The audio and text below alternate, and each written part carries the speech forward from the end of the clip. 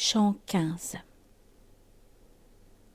Nous marchons à présent sur le rebord de pierre que la vapeur de l'eau recouvre comme un toit pour protéger du feu le fleuve et son rempart.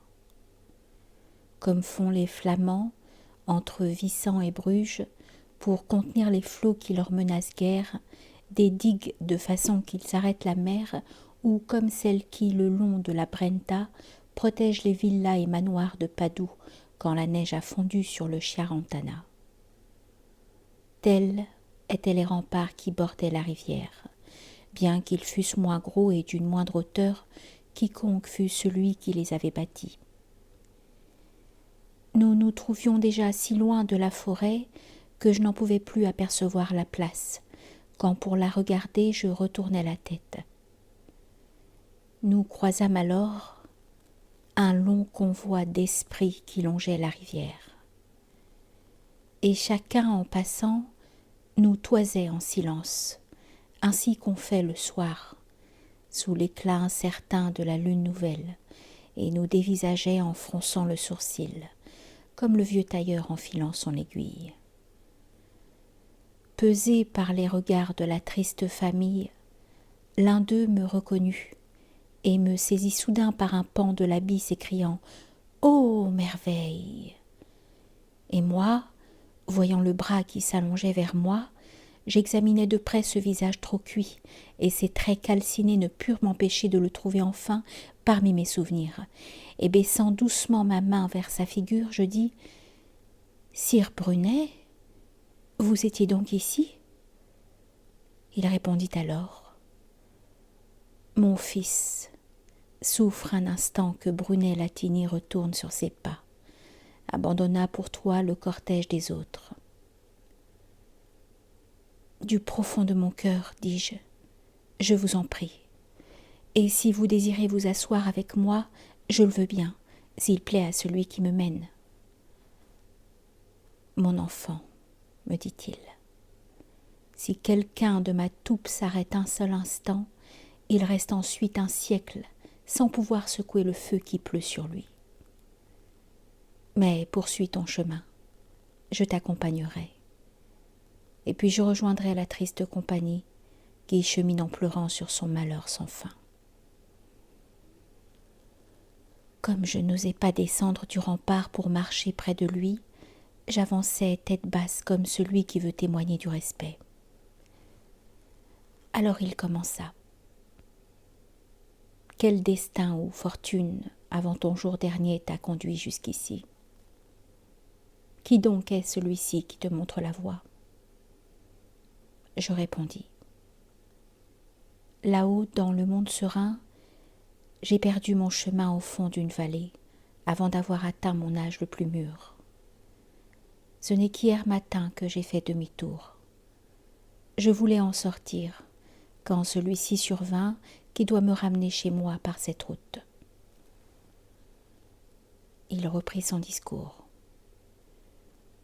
Si tu suis ton étoile, tu ne manqueras pas le havre de la gloire, si je t'ai bien connu dans la trop douce vie.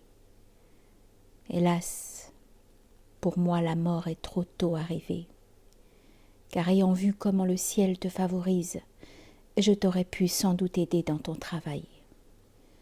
Cependant, cette engeance ingrate et maléfique, qui sortit autrefois des forêts de Fiesole, mais reste comme alors incivile et barbare, verra d'un mauvais œil ta trop belle conduite. Et ce sera raison, car il ne convient pas que le doux figuier prenne au milieu des cormiers. Le bruit, comme l'est dit depuis longtemps aveugle, ce peuple est envieux, avare et orgueilleux. Ne te laisse pas prendre à sa corruption. Ton destin te réserve un honneur précieux, de voir ces deux parties vouloir te dévorer, mais de l'herbe à la bouche est bien long le chemin. Qu'elles se vautrent donc les bêtes fiesolaines, dans leur propre fumier, mais sans toucher la plante, s'il s'en produit encore quelquefois dans leur fange, dans laquelle revit la semence sacrée des Romains qui se sont établis dans la ville, le jour où fut fondé ce repaire du crime. « Oh, si j'avais pu voir ma prière exaucée, lui répondis-je alors. vous n'auriez pas été mis si vite à l'écart de l'humaine existence, car je garde en mon cœur avec mélancolie cette si chère et douce image paternelle du Maître qui, là-haut, m'enseignait chaque jour par quel moyen un homme atteint l'éternité. Et ma reconnaissance, autant que je vivrai, sera facile à voir dans toutes mes paroles.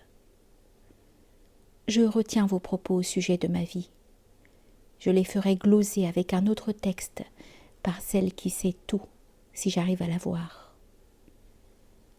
En attendant ce jour, je veux que vous sachiez que, pourvu que je reste en paix avec moi-même, j'attends sans sourciller les assauts de mon sort.